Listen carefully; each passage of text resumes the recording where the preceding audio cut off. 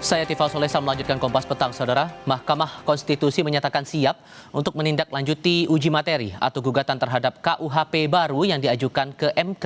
Wakil Ketua MK Saldi Isra menegaskan pengujian undang-undang merupakan proses konstitusional yang biasa dilakukan. Total 8 permohonan uji materi terhadap KUHP baru tercatat masuk ke MK. Wakil Ketua MK Saldi Isra menyatakan MK siap menindaklanjuti setiap permohonan pengujian undang-undang yang masuk. Menurutnya, pengajuan uji materi merupakan hak konstitusional warga negara dan akan diproses sesuai mekanisme yang berlaku. MK dijadwalkan mulai menggelar sidang perdana terhadap permohonan itu dalam waktu dekat. Nggak ada yang baru ya kan kalau orang mau mengajukan pengujian undang-undang yang namanya pengujian undang-undang kan sama saja. Mau KUHP baru, mau KUHP baru, ya kita akan proses seperti biasa. Jadi kita tentu siap untuk menghadapi ini, karena ini kan sudah menjadi bagian yang diserahkan ke Mahkamah Konstitusi kalau ada yang mengajukan permohonan. Terdekat hari Jumat ya kalau saya tidak salah? Besok kita sudah mulai sidang. Iya. Tapi kalau apakah KUHP itu atau KUHP itu masuk besok, saya harus cek dulu.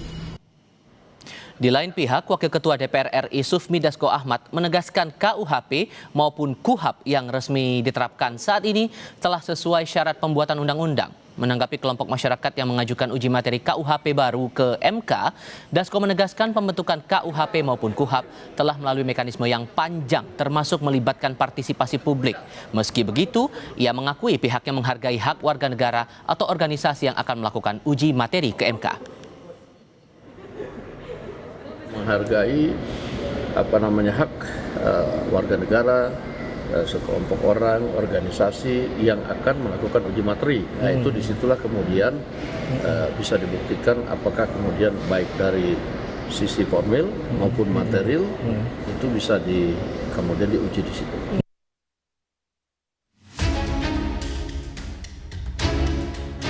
Tanggal 2 Januari lalu, pemerintah resmi memberlakukan KUHP dan KUHP baru. Meski pemerintah berulang kali menegaskan agar masyarakat tak perlu khawatir dengan berbagai isu yang beredar, namun niat baik itu masih menyisakan kekhawatiran bagi publik. Terutama terhadap pasal-pasal yang rawan disalahgunakan dan rawan kriminalisasi. Direktur Amnesty International Indonesia Usman Hamid menyatakan KUHP dan KUHP memiliki peran sentral dalam menegakkan demokrasi. KUHP pidana baru melonggarkan kriminalisasi terhadap warga negara dalam konteks mengkritik pejabat. Dalam sebuah negara yang demokratis, tentu hukum pidana, hukum acara pidana memiliki peran yang sangat sentral. Paling tidak 3 hal: menjaga keadilan, melindungi hak asasi manusia, dan mencegah penyalahgunaan kekuasaan negara. Nah, sayangnya hukum pidana dan hukum acara pidana yang baru saat ini tidak meyakinkan untuk menjamin adanya terjaganya keadilan, perlindungan hak asasi manusia, dan pencegahan penyalahgunaan kekuasaan. Karena itu kami mendesak agar kedua undang-undang ini dibatalkan. Menanggapi kecemasan di masyarakat, Wakil Menteri Hukum Edy Hiarie buka suara soal polemik terhadap beberapa pasal dalam KUHP baru. Salah satunya pasal 218 tentang penghinaan presiden dan wakil presiden dan pasal 256 tentang penyelenggaraan unjuk rasa dan demonstrasi tanpa pemberitahuan. Dalam pasal 218 ayat 1 diatur, setiap orang yang di muka umum menyerang kehormatan atau harkat dan martabat diri presiden dan atau wakil presiden dipidana dengan pidana penjara paling lama 3 tahun atau pidana denda paling banyak kategori 4. Menurut Edy, pasal tersebut tidak disahkan untuk menekan kebebasan berdemokrasi dan kebebasan berekspresi maupun melarang kritik publik. Presiden dan wakil presiden itu punya pendukung. Minimal adalah 50% plus 1 ketika dia ikut dalam pemilihan presiden. Bapak Ibu saudara-saudara bisa bayangkan kalau pendukungnya tidak menerima presiden dan wakil presidennya itu dihina terus kemudian terjadi anarkis.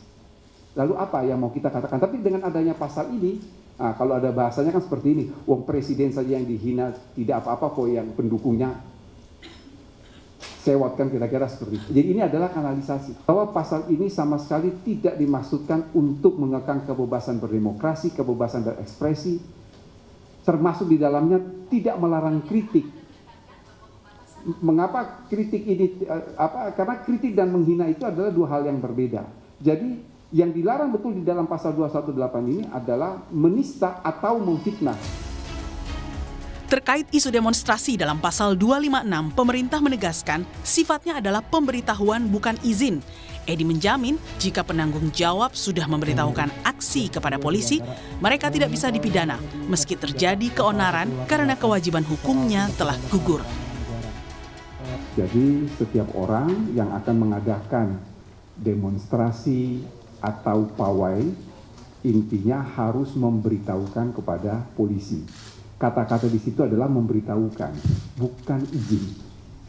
Mengapa pasal ini harus ada? Ya, sekali lagi mengapa pasal ini harus ada? Karena ini berdasarkan pengalaman yang pernah terjadi di Sumatera Barat, di mana sebuah mobil ambulans yang membawa pasien itu, dia mati di dalam karena terhadang oleh demonstran. Jadi tujuan memberitahu ke aparat keamanan supaya bisa mengatur lalu lintas. Demonstrasi kita menjamin kebebasan berbicara, tetapi kita harus ingat juga bahwa ada hak dari pengguna jalan. Meski pemerintah menjamin KUHP dan KUHAP baru telah dirancang seimbang guna menciptakan peradilan pidana terpadu, nyatanya gugatan terhadap pasal 218 KUHP didaftarkan oleh mahasiswa program studi hukum dari Universitas Terbuka Afifah Nabila Fitri dan 11 mahasiswa lainnya pada 29 Desember 2025. Dalam petitumnya, para pemohon meminta MK untuk menghapus pasal tersebut karena menimbulkan fear effect atau kondisi psikologis warga negara merasa takut dan terintimidasi. Selain itu, menurut pemohon, pasal ini mengancam kebebasan berpendapat dan demokrasi di Indonesia. Tim Liputan, Kompas TV.